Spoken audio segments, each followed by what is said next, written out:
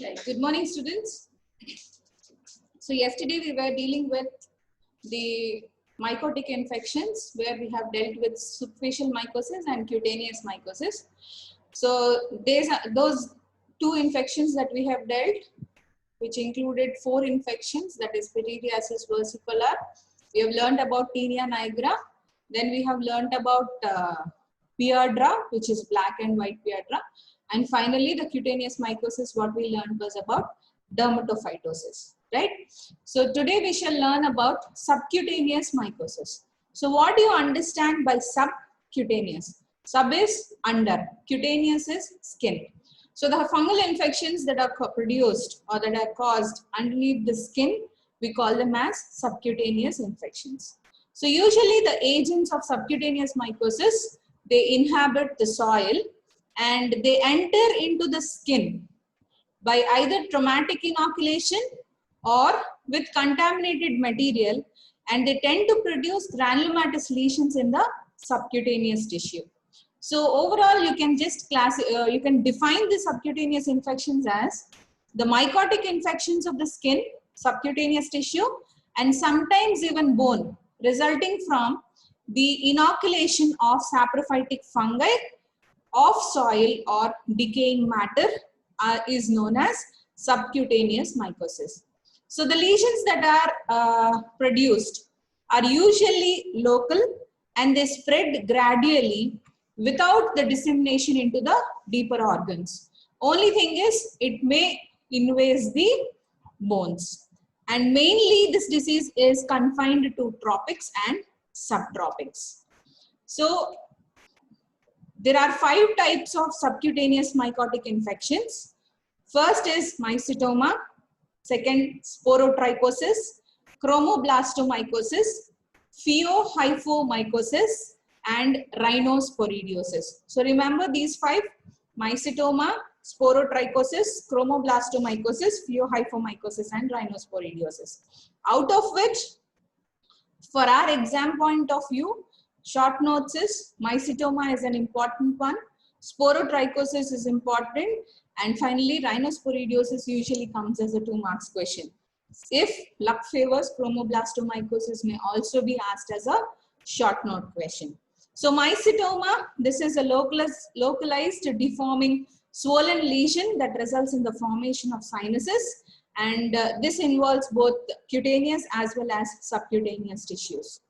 Then sporotrichosis, this is subcutaneous and cutaneous tissues are also included here, including the lymphatics. So this lymphatic inclusion leads to suppuration, ulceration, and also results in certain drain formations that we'll learn in the next coming slides. Then chromoblastomycosis, this results in both subcutaneous as well as cutaneous infections and mostly confined to your hand and feet. Then pheohyphomycosis, mostly resulting in infections of face, cornea of eye, including your subcutaneous and cutaneous parts of skin. Occasionally, even your cerebral and systemic involvement is seen in pheohyphomycosis, and we'll learn in the next coming slides. The rhinosporidiosis, this usually includes your nasal cavities and mucocutaneous tissue, and rarely it does affect vagina, penis, anus, ear, and throat. So this is about a brief introduction of your subcutaneous mycosis. So learning mycetoma, be prepared. This is an important question which will definitely be seen in your either your internal, any of your internals, or in your final exam. Right. So mycetoma, this is a chronic, slowly progressive granulomatous infection of skin and subcutaneous tissue. And clinically, it is manifested by a triad, which I'll tell you slowly. But remember, the triad of infection is a classical characteristic of mycetoma. So this is also known as Madura mycosis or Madura foot, as it was first described in Madurai, South India. So we have 2 important types of mycetoma here, which we call it as eumycetoma and actinomycetoma. Eukaryotic cell, if you can just remember, U is something which denotes a true one. So U mycetoma. Mycet is a fungus, U is true. So any lesion or it is a granulomatous disease, so we call it as a tumor-like. So it is a tumor that is caused by a true fungus. That is the name itself suggests it is a U mycetoma. Then is actinomycetoma. When actinomycetes was dealt in your bacteriology classes, actinomycetes was the fungus which is responsible for this type of mycetoma. So the mycetoma that is caused by higher bacteria, you call it as actinomycetoma.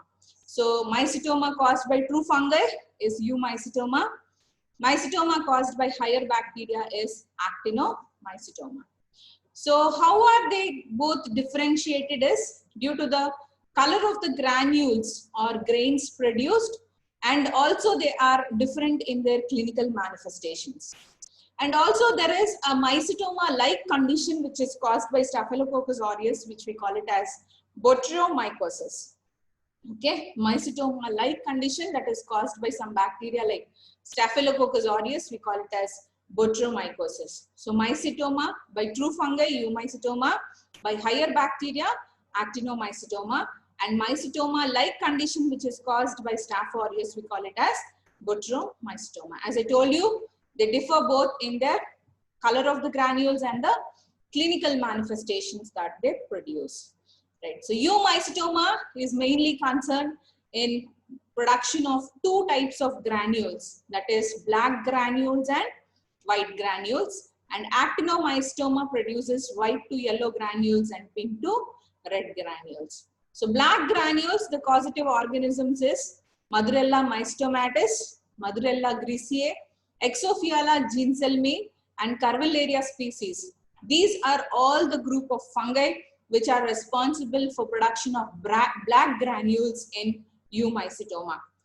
So remember every causative organism. Why? Because these causative fungi will be given in your multiple choice questions, and you are asked to identify which is not concerned or which is concerned in producing these granules. So go through this, and these you should learn by heart, these causative organisms of your black granules or white granules or individual colored granules that are produced in eumycetoma and actinomycetoma, right?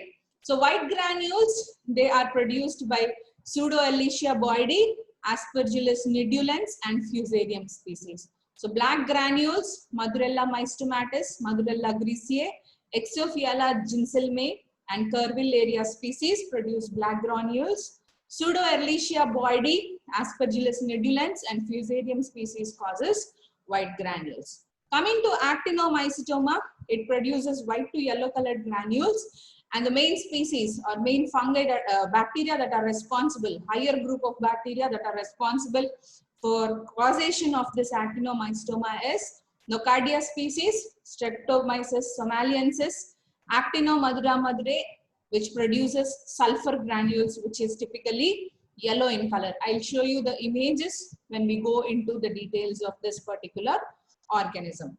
Right, so white to yellow granules, we have Nocardia species, Streptomyces somaliensis, Actinomadura madurae. Pink to red granules, that is Actinomadura pelligeri.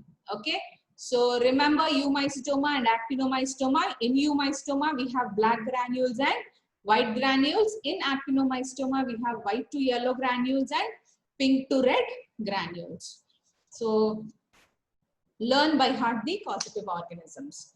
Next, coming to the pathogenesis, the causative agent enters the skin or subcutaneous tissue from the contaminated soil, usually by the accidental traumas, such as your cut. We have certain cuts or cracks in our foot or hand. So what happens is, by accidental contact with the soil that contains this particular fungi, this particular organism enters. And mostly they may be due to either thorn pricks or either through splinter injuries. So cut on the hand, foot, or splinters, local trauma that is related to carrying soil contaminated material result in the causation of the infection. Next, diseases evolve slowly, and initially the microabscess occur, which is replaced by chronic granulomatous tissue in skin and subcutaneous tissues. So as I told you in the early itself, that is, this is manifested by a clinical triad. That is, 3 important clinical manifestation occur, and which is the clinical feature of mycetoma. That is, first one, we have tumor-like swelling that is seen, that is tumefaction, which is resulting in multiple draining sinuses, which is a pathognomic feature of mycetoma. And then finally, the appearance of sclerotia, that is, it contains either granules or grains in the sinuses. So in the before slide, when we were learning new mycetoma that produces black and white granules is nothing but your sclerotia. So granule production is a typical characteristic of mycetoma, right? So in actinomycetoma, we have seen that yellow, white, or even red, pink to red color granules will be seen. So tumefaction, that is first manifestation is tumor-like swelling, which results in multiple draining sinuses. And finally, the appearance of sclerotia, that is granules or grains in the sinuses. The most common sites which are usually affected are your feet. So feet is the most commonest site for production of this infection. So eumycetoma and actinomycetoma, they both vary clinically. And the feet are the most commonest site, as I told you, for infection. Sometimes even underlying fascia, like your bones, they are involved, resulting in osteolytic and osteosclerotic bony lesions, and the lesions that are produced are usually painless. So now when we just do a comparative study between the clinical features of actinomycetoma and eumycetoma, you can just memorize this so that your answer will be easy for presentation. So the causative organism of actinomycetoma. Here we see aerobic actinomycetes that is producing actinomycetoma. And eumycetoma, that is hyalin and phioid hypomycetes are responsible for production of eumycetoma. What is hyalin? You might have learned in your introduction. Phioid, it is nothing but dark colored hyphae. If they are producing infection, we call them as phioid fungi. So actinomycetoma, that is aerobic actinomycetes, hyalin and phioid hypomycetes is causing eumycetoma.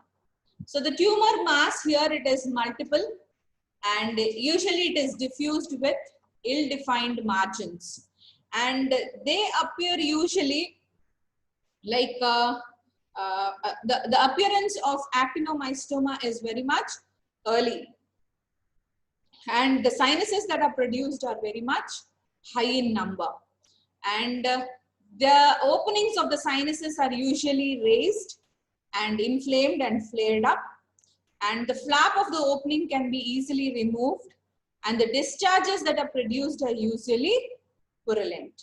So the grains that are produced are white, except in actinomycetes pellidary, which is producing red colored granules. The extent of involvement of actinomycetoma is, it is more extensive and obliterative with hypertrophic and punched out lesions, right? And in eumycetoma, usually the tumor mass is single and the defined margins are present. The sinuses, they appear very much late and they are relatively less in number. The opening of the sinuses is flat opening and they are not flared up.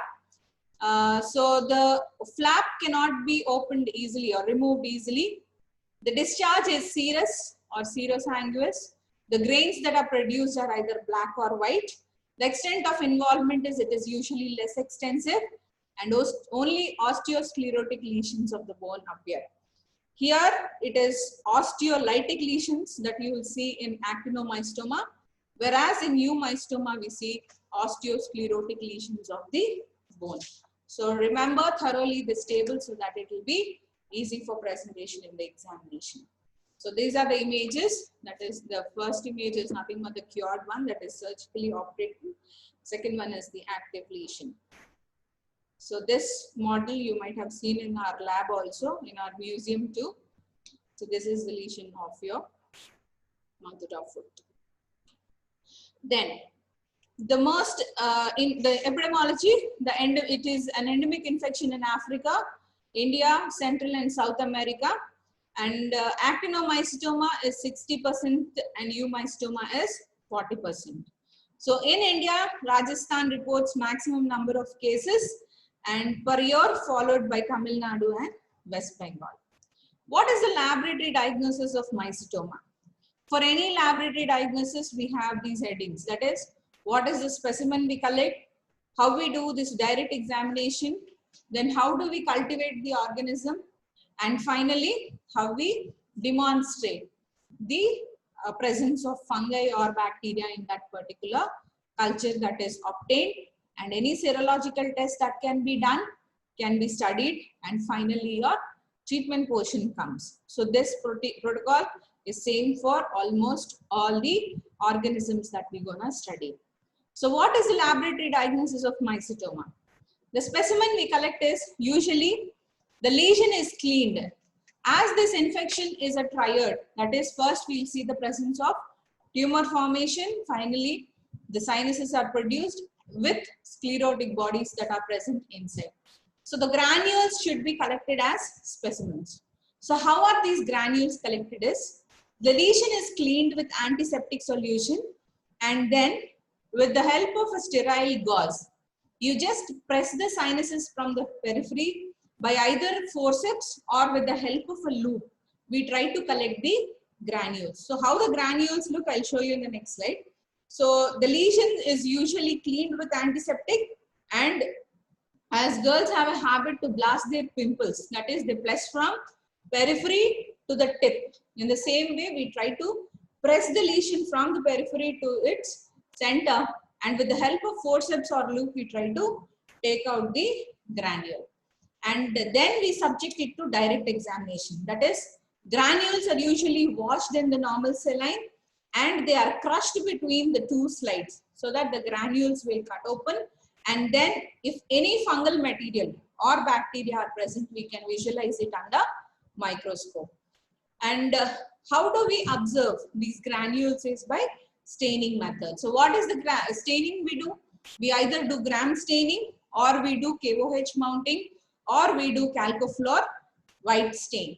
So gram staining, why are we doing gram staining is because we suspect even bacteria as the causative organism for mycetoma.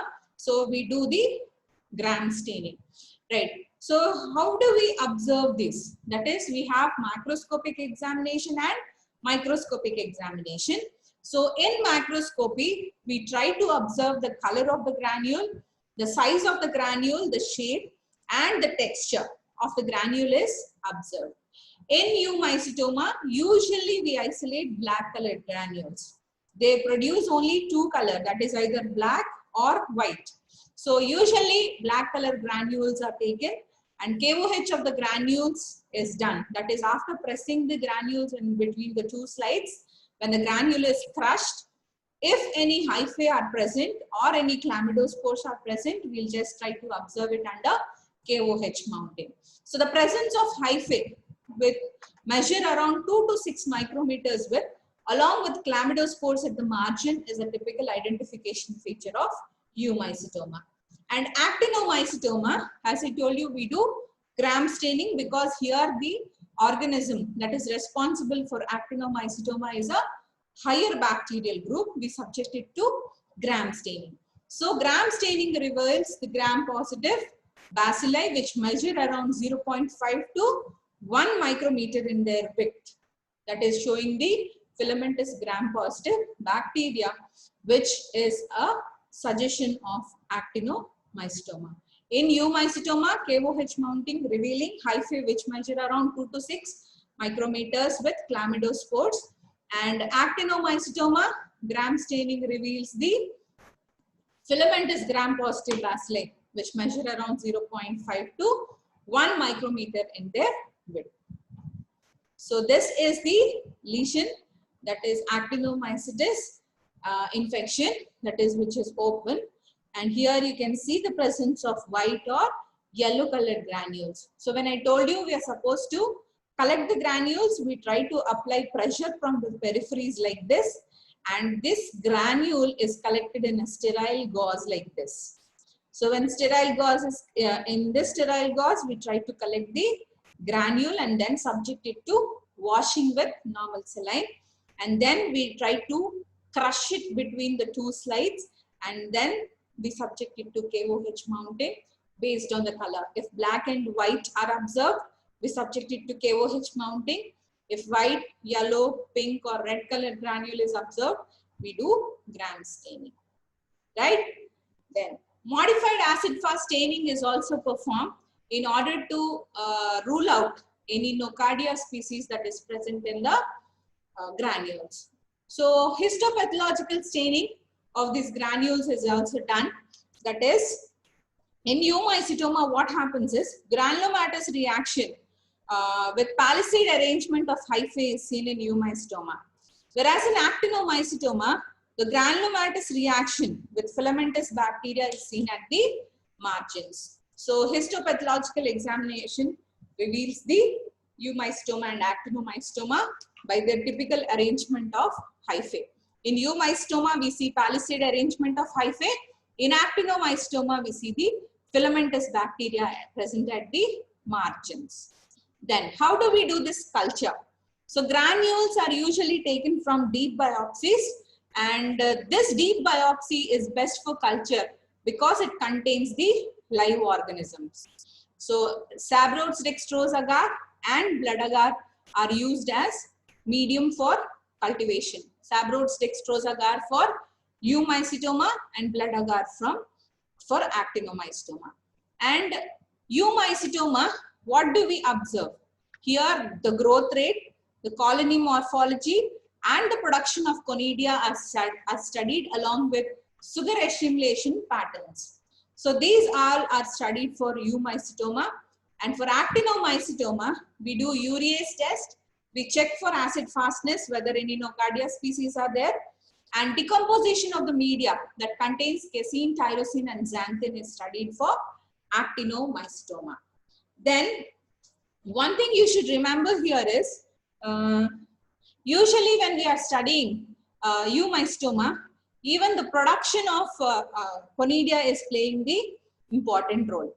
So just try to remember this, that is, what is the growth rate of the fungi, what is the morphology, how are the conidia produced, and what is the sugar assimilation pattern.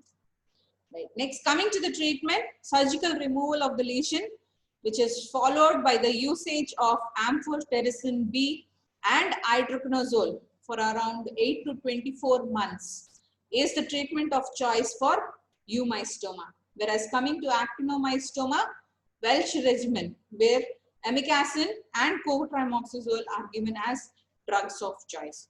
So I think it's clear. So mycetoma is an important question, so try to just remember it. Then next, coming to sporotrichosis. This sporotrichosis, we also call it as rose gardener's disease.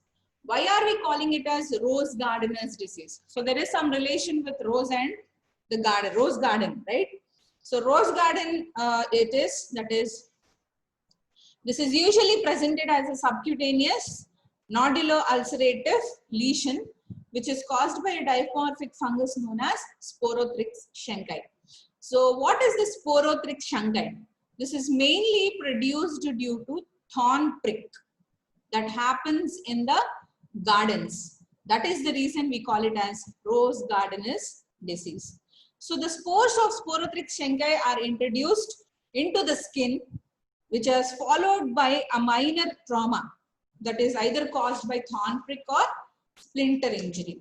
So what happens here is the enzymes that are present, that is serine proteinase and aspartic proteinase. These two are secreted by fungi, which help in the local invasion of the fungi. And Sporothrix shenkai has a tendency to spread along the lymphatics. When I was telling you the introduction, I told you that along with subcutaneous tissue, even lymphatics will be included in Sporothrix shenkai, that is sporotrichosis. So Sporothrix shenkai have tendency to spread along the lymphatics. What are the clinical manifestations that are produced? This is mostly manifested as lymphocutaneous type and other clinical types. So we categorize this into two types. So chronic subcutaneous pyogrogranulomatous disease, and the incubation period of this particular infection is 3 weeks. So the clinical types I told you, we have lymphocutaneous type and other clinical types. So the most commonest type is lymphocutaneous type, which is around 80%. So nodular ulcerative lesions occur along the lymphatics. So the lymph nodes become enlarged, suppurative, indurated, and have cord-like feeling upon palpation. When you palpate the lesion, what happens is you will have a cord-like feeling, which is a typical characteristic of lymphocutaneous type of sporotrichosis. So here, this is the clinical case of lymphocutaneous sporotrichosis. This is characteristic pattern of lesion along with lymphatics that drain the site of the original. So when you see, if this is the site of infection, you can see the drain of lymphatics which is having the lesions. The next slide is also the same. That is, the source of infection is here, and the whole course of lymphatics, you will see the presence of lesions. The other clinical types include your osteoauricular type, pulmonary type, disseminated types, and fixed cutaneous type. So osteoauricular type, this is mostly seen in alcoholics. Pulmonary type usually it occurs following spore inhalation, that is usually seen in people with COPD. And disseminated sporotrichosis, this occurs in immunocompromised individuals. And fixed cutaneous type, that is single nodule is found, and this is less progressive and does not spread to lymphatics. And fixed cutaneous type is the most commonest type that you see in Mexico. So this Mexico sporotrichosis, it is fixed cutaneous type. So any clinical condition that is given to you with a history of man coming from either Mexico, you can just blindly fix it as fixed cutaneous type of clinical manifestation that is caused by Sporothrix shankai. Next, epidemiology. This is prevalent in countries with high humidity and reported frequently from Central America, South Africa, and India. The sources of Sporothrix shankai is, it is isolated from the decaying vegetation, that is wood or bark, leaves or soil. So the risk factor mainly is, as it is seen in usually gardens. So farmers are at risk and gardeners are at risk who have a habit of walking barefoot. Then laboratory diagnosis, that is the specimens such as pus or aspirates from the nodules is collected, or even swabs from ulcers are taken and they are subjected to KOH mountain or calcofluor staining, which demonstrate the presence of yeast cells at around 3 to 5 micrometers in their diameter. Then histopathological staining, HE staining, that is hematoxylin eosin stain, is done for tissue sections which reveal the cigar-shaped asteroids bodies. So asteroid is nothing but your star-like. So this is the asteroid body, and this consists of central basophilic yeast cells which are surrounded by radiating extensions of your eosinophilic mass. If you can see here, this is nothing but the radiating extension of eosinophilic mass, which is due to the, this is nothing but antigen antibody complexes that are produced around this yeast cell. So eosinophilic halo that is seen here, you call it as Splender-Hopley phenomena. So just remember, asteroid bodies also come as 2 marks questions. Next, coming to the culture, it is inoculated onto SDA and blood agar and incubated at around 25 degrees centigrade to 37 degrees centigrade. And Sporothrix shankai is a dimorphic fungus. So usually at 25, it produces mycelial forms, and at human body temperature, it appears as the yeast form. This dimorphism you might have learned in your introduction. So Sporothrix shankai at 25 degrees centigrade, it produces mycelial form consisting of slender, delicate hyphae, and where you will see the coneria that are arranged as a flower-like pattern. So, okay, rose laga, you will just see it as a flower pattern. That is the typical characteristic of Sporothrix shankai. At 37 degrees centigrade, it produces yeast. that is yeast form, which is characterized by creamy white colonies that turn brownish black after around 10 to 14 days of incubation. So these are the hyphae which is having the floral arrangement of your colony. Right, ma? So this is also a typical arrangement of your Thorathrix schenki. Next, coming to the serology, latex egglutation test detects the serum antibodies in the patient which have extracutaneous form of the disease. So delayed hypersensitivity testing can be done by using sporotrichin antigen. So Sporothrix schenki, remember culture, it is inoculated onto SDA as well as your blood agar. SDA is incubated at 25 degrees centigrade, blood agar at 37 degrees. And on SDA, it produces mycelial form which consists of delicate hyphae which have conidia that have arrangement of a flower. So flower-like pattern of conidial arrangement is typical characteristic of Sporothrix schenki. And blood agar, you see the presence of yeast cells which are manifested as creamy white colonies that turn around into brown or black after 10 to 14 days of incubation. So just remember the culture point, that is important. Next treatment, itraconazole is the drug of choice for all forms of sporotrichosis, and for disseminated disease, amphotericin B is recommended and treatment is given until 2 to 4 weeks after lesion is resolved. The next one is chromoblastomycosis. From here it is very short, so we will finish it off very soon. Right. So chromoblastomycosis, they are slow growing chronic subcutaneous lesions that are caused by a group of demataceous and phioid fungi that is nothing but the darkly pigmented fungi which produce the characteristic morphology known as sclerotic body. So sclerotic body, in first mycetoma we have seen the production of granules. The Sporothrix schenki, we have seen the involvement of lymphatics. And in chromoblastomycosis, we see the typical appearance of sclerotic bodies. What are the causative agents here is, it includes Fonsacea pedrosi and Fonsacea compacta, Phyllophora varicosa, Cladosporium carioni, and Rhinocladiella aquaspira. So these 5 are the causative agents of your subcutaneous lesion that is producing chromoblastomycosis. I repeat, Fonsacea pedrosi and Fonsacea compacta, Phyllophora varicosa, Cladosporium carioni, and Rhinocladiella aquaspira. These are the causative agents of chromoblastomycosis. The lesions that are produced are typically slow growing. See ma, here it is the leathery growth that is produced.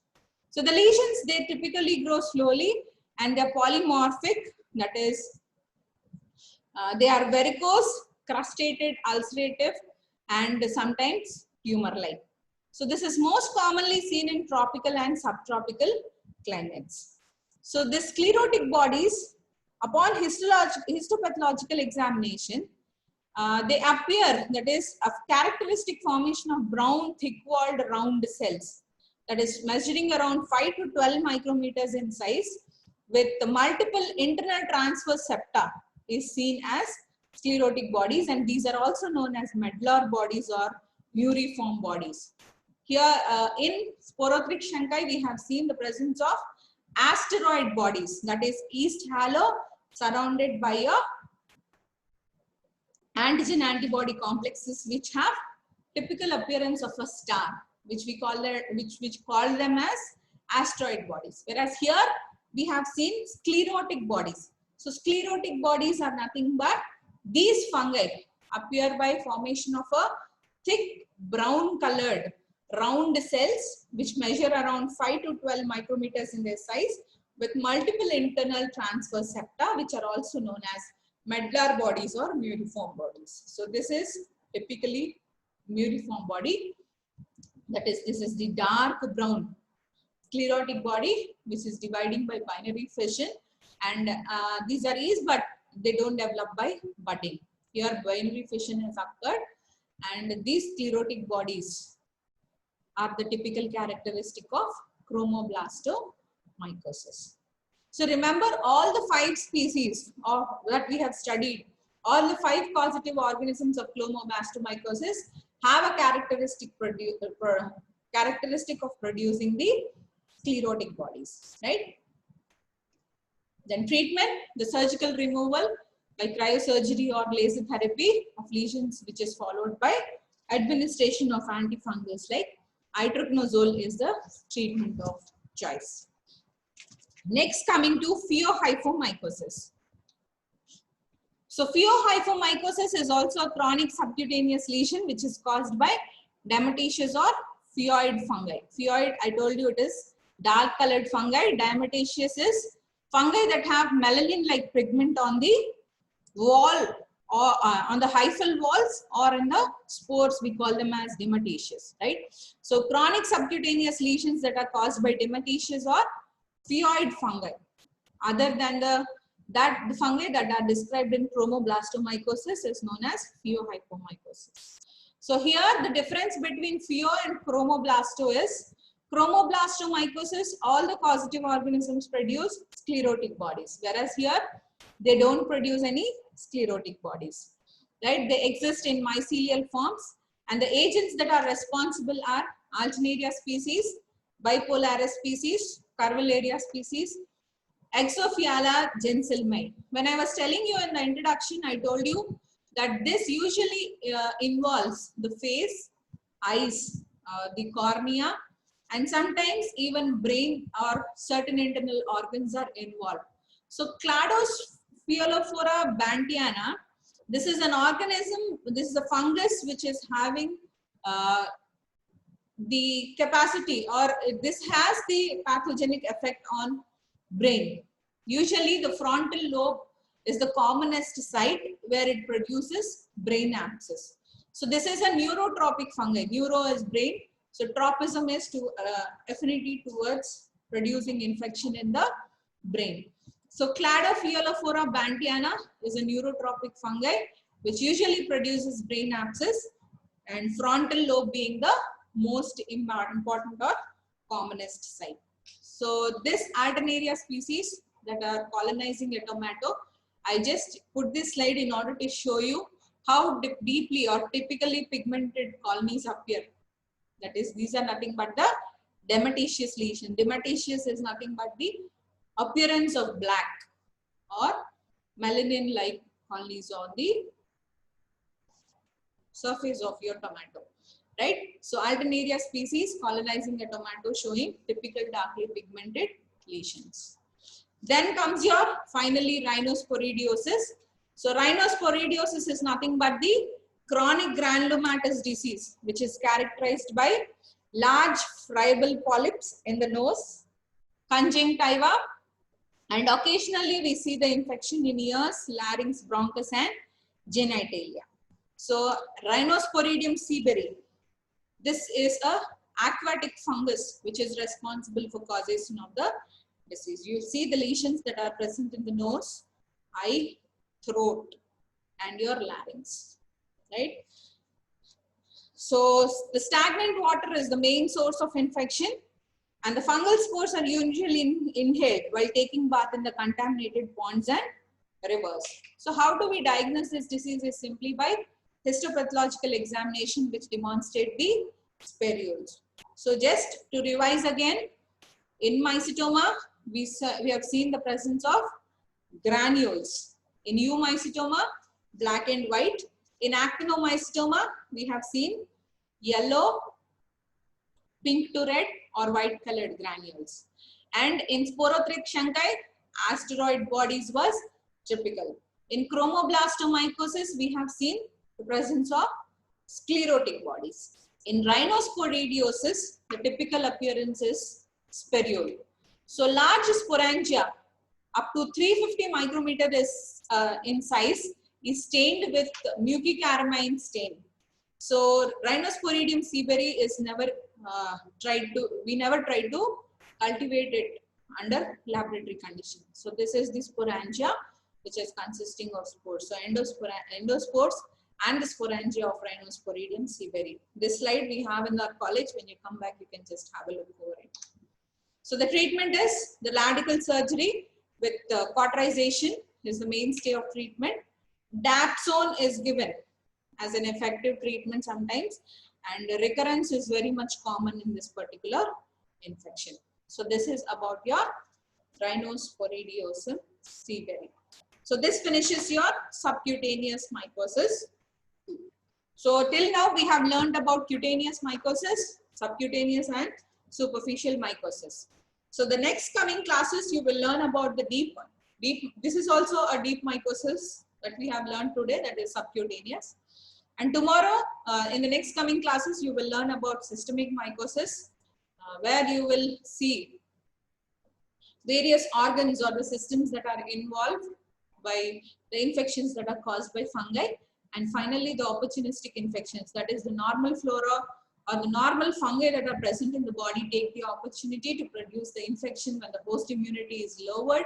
You will learn in your opportunistic mycosis, right? So this is about your subcutaneous mycosis. Any doubts? You can ask me or you can just mail me.